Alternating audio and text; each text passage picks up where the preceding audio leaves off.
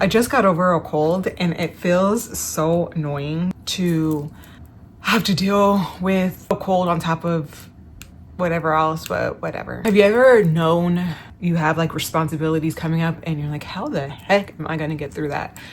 Whatever accomplishment you're trying to attain. And I have a few things that I do regularly that help me keep striving for more. Everybody in life has peaks and pits. I've experienced some very low pits, and I know that a lot of you have as well. I believe when you are at your lowest of low, that is when you learn how strong you truly are, or you gain strength and being able to own in on your belief that it's possible. Because if you don't think that you can do it, you're not going to.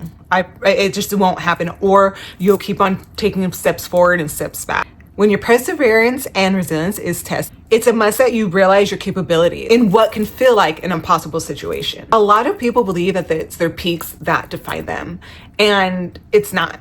It's not your peaks. It's how you carry yourself and what you do when you're in your pits. That's how I have always tried to, it's like keeping your same character when things are good or bad. Are you able to work through it when everything is against you and it's not in your favor? Are you still able to get through what needs to be done, even though it might feel impossible? It's a chaos of emotions, and it's truly sacrifices and investments in yourself. Who is the most important person that you can invest in? Yourself. If you invest in yourself, then it makes it where it's possible for you to invest in other people.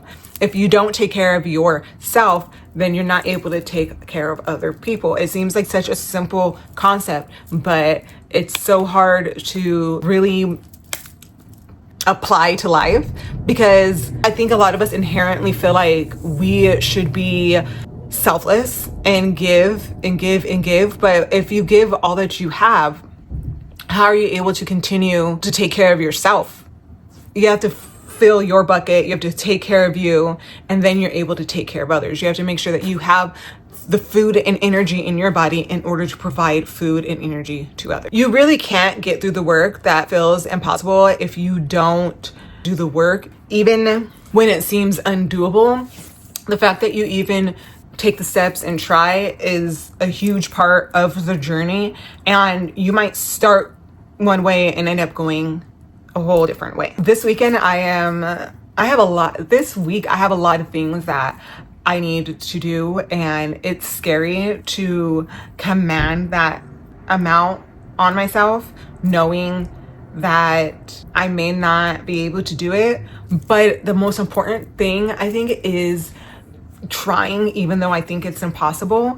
And a lot of people just stop. They think, I can't do it, so I won't. And that's not a way to apply yourself in life. If you do that, then you will be forever stuck in that one spot. There's just small things that everyone, like, you read self-help books and you read all this stuff, and it talks about all these things that you could do to get you to where you need to be. And the truth is it really is the small things that you do and that create your habits, and it helps with your mindset, which helps with your outlook, which keeps on going. And it's like it adds and adds and adds and adds, and before you know it, the things that you thought were absolutely impossible, you can do a little bit of it. Even if it's not exactly how you pictured it or thought you were able to do, you're able to do an amount of it.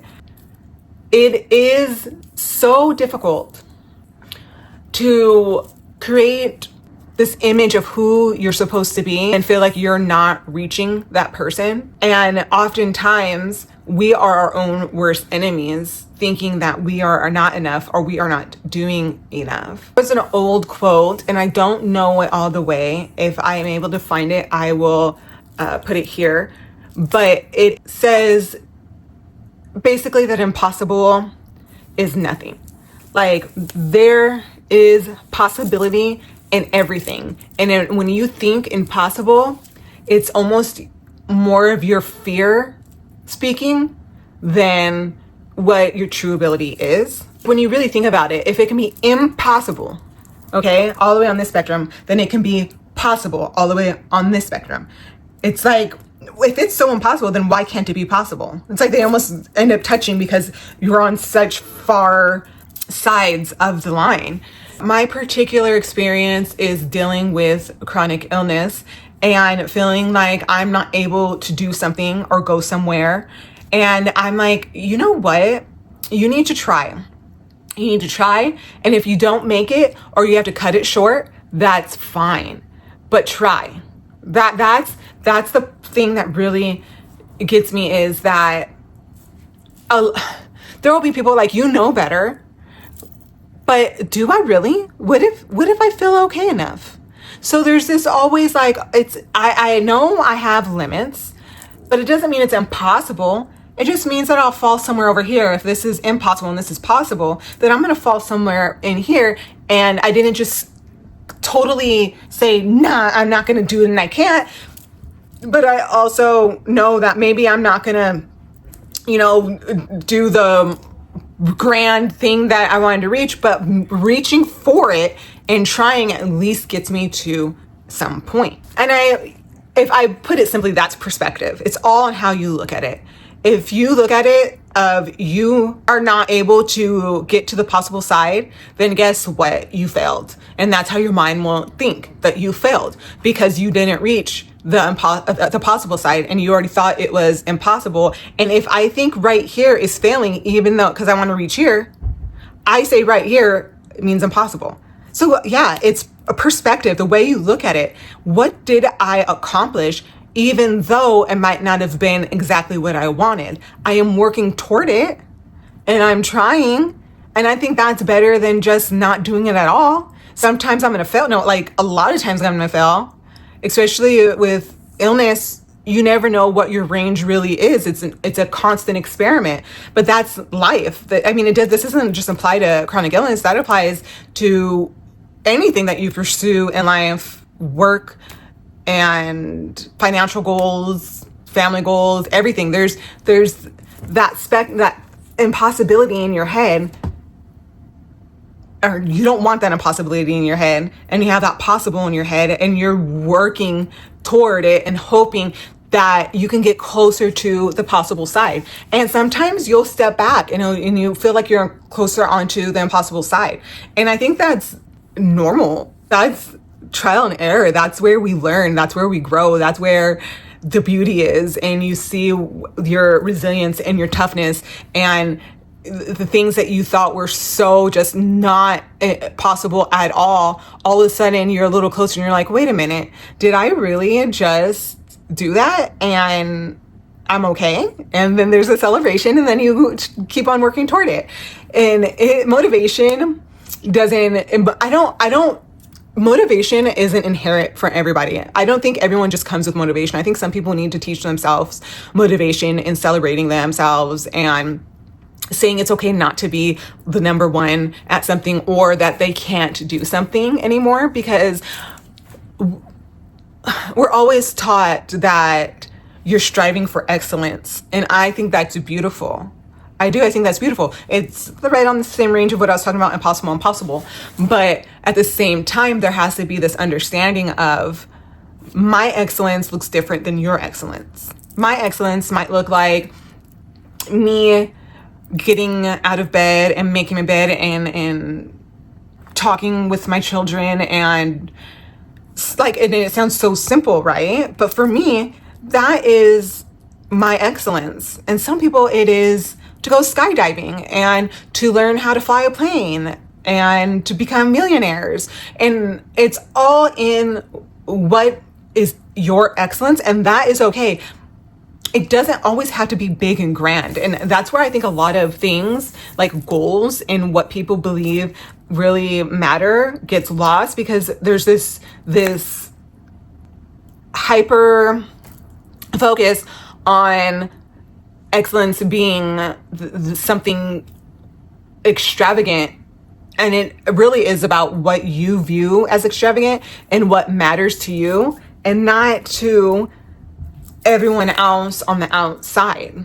When I was at my very, very, very sickest, I started striving for just being able to go out of my room So that was like my first step. And then my next step was to being out in my living room for a good amount of time. And then it's get out, go somewhere once a week, to start talking to friends again, to start. And it seems like these are just things people do, but that's not how my life is. And that doesn't make my excellence any less.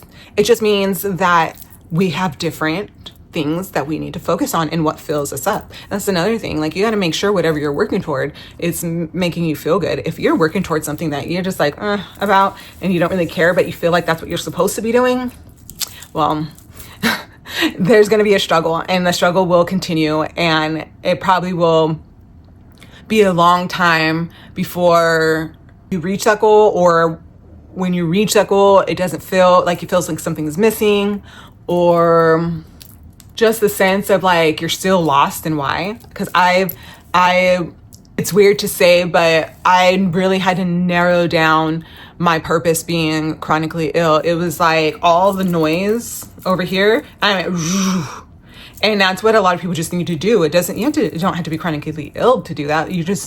It's like, what is in this view? What's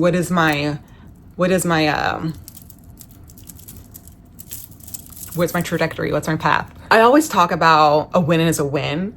And I cannot express enough to you how important it is to celebrate the smallest amount of wins. Again, just like excellence or impossible, it's like, okay, if I don't celebrate small wins, then how do I even stay motivated to get to the next level? If I think it's impossible and I'm not celebrating all the small wins that get me to where it's possible, then are we really being fair to ourselves, our hearts, our minds? Are we encouraging ourselves? Are we giving the pats on the back that we deserve? Because everything takes work. It's not overnight. It's just not one step and boom. It's little teeny minuscule things that you could do that change, and celebrating glimmers, like just a little glimmer. It's so important. This last week I'm giving my small examples. I know there are some really big goals people have, okay? And I understand that. But I'm going to start out and telling you guys just the small little goals, because I think a lot of people forget just how important those small goals are. So I had a cold the last week. I am feeling better. And my glimmer was I was able to make my bed, and I was able to stand up and my head wasn't hurting. And that's just a little glimmer. It's not huge and extravagant, and that's okay, because you know what? That little glimmer made a big difference in my day and in my life, and I continue to improve looking at what was better from the day before. These things can be big too. Let's say you have a job and you are a salesperson and you just never are able to get people to stay on the phone to talk to you. Well, a glimmer would be when you get to have a conversation with somebody, when they stay on longer than the 5 seconds and say, I'm not interested. They actually hear you out. That's a glimmer. It doesn't mean you got the sale, but it's a glimmer that you got to actually talk and say what you had to say. You did something right there to keep them on the phone, right? It's small wins, and then you build on those wins, and guess what? Then you land on possible. Being honest with ourselves is one of the most valuable things that you could ever do for yourself. If you're living in a fantasy world and you think it's okay to think out of the box, but you have to be realistic. Pertaining to me, yes, I would love to be cured. I would love to not be sick anymore. But I need to be realistic in my approach to optimism. And that is, I'm breathing, I'm living, and I get to try every day.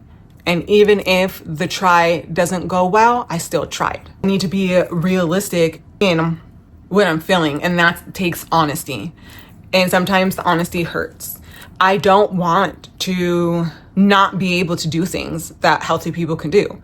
But that's the reality. That's just what it is.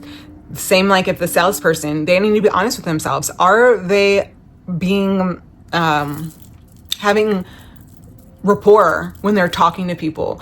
Do they sound angry on the phone? Do they not like their job and just don't care if they have a conversation? And these are all things, like, be honest with yourself and truly look at it as, what am I doing for me that's working, and what am I doing that's not, and what do I really want out of this life? Not what do other people want, not what do other people want, not what other people want, not what I think I should want. What do I want, and what is going to fulfill me? And for a long time, I really believed I had to have bigger goals than what mine were. Let me explain. My goals have always been family, family, family, family, family. My kids, my husband. That has always been my focus. Some people, they don't understand that at all. And I'm not going to fault them on that. That's not their goal. That is not their reason. When I got sick, I had to totally change my whole frame of mind around. It was no longer my husband and kids first. It became me first. And I had to be honest with myself and say, hey, there's no way that I'm going to be a good person, a good wife, a good mom, if I don't take care of me. There was just no way. And so I had to really look at myself and be honest. And it's just not always what you want to realize, but it's the truth. And there was a time that, and this sounds so weird, but there was a time like I couldn't even walk. It was just like not happening.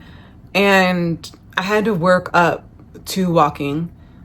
And when I was able to walk 5 minutes, like down the street and back, that was such a huge celebration for me, because I realized, holy smokes, I used to not be able to even sit up without feeling so sick, and standing up was like horrible, and walking, my body was freaking out, and I had to start using a wheelchair. And if I was being honest with myself, I would have done it a long time ago, but I wasn't honest with myself, and I didn't want to look like that's what I needed.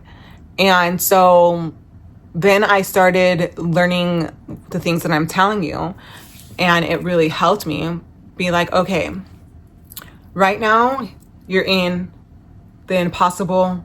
You can't sit up. Doesn't mean it's never going to be possible. It just means right now it is not possible. So how do we get to there? And my thing was, get out of bed, stand up, use the correct medications, find the correct supplements, listen to my body. And if I go here again, that's okay. It's okay, because you can keep on trying. And then once you get here, use a wheelchair when you go out. Don't try to walk, because you will get sick. And that is a glimmer. My wheelchair got me out of the house. And then eventually it was, sometimes I would use like the cart to support me if I was at a store. I would use my cane, whatever. And I just got slowly inched. Another thing, limit your time while you're out. Don't be out longer than you need to be. If you start feeling bad, stop. And these all get me to the possibility of getting out. It seems so simple to break that down, right? But it's not. And especially when you feel like you should just be able to do these things, it's hard. Salesperson on a call, they feel like I should be able to, I talked on the phone before, I should just be able to make a call and talk to somebody, right? Like, what's the hard? Hey, this is so-and-so. Are you interested in this? Da-da-da-da-da. No, it's not that easy. I don't know if you guys have ever had to sell stuff. I honestly only have done it in person when I was a lot younger, but I don't feel like that's easy.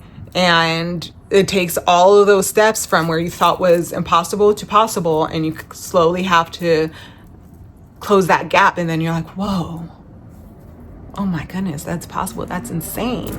That's beautiful. Sorry if you hear outside. So this week, my impossible is I'm traveling and I'm really scared. But it's in a family emergency and I have to go. I can say it's impossible because I don't travel well and it's gonna be a lot on my body.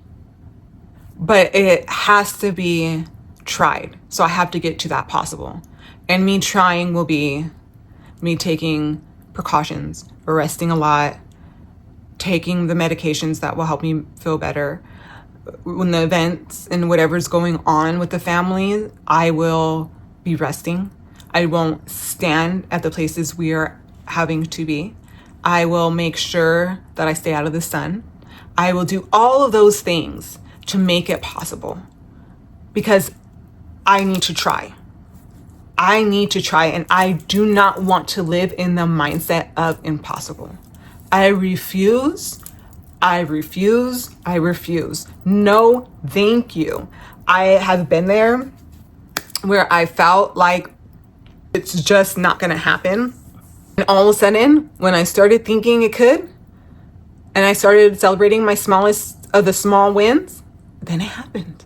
And then I was, wow, okay, girl, keep on going. All this to say is I hope you guys celebrate your smallest of small wins. If you think something is impossible, what are small steps that you could do to get to the possible? And let's start a conversation down below.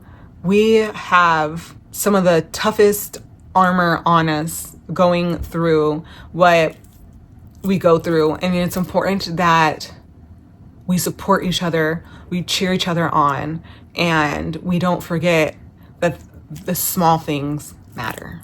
If you leave a question down below, I might feature it on my next video and people can leave answers. I hope you guys have a good day or night. Take care.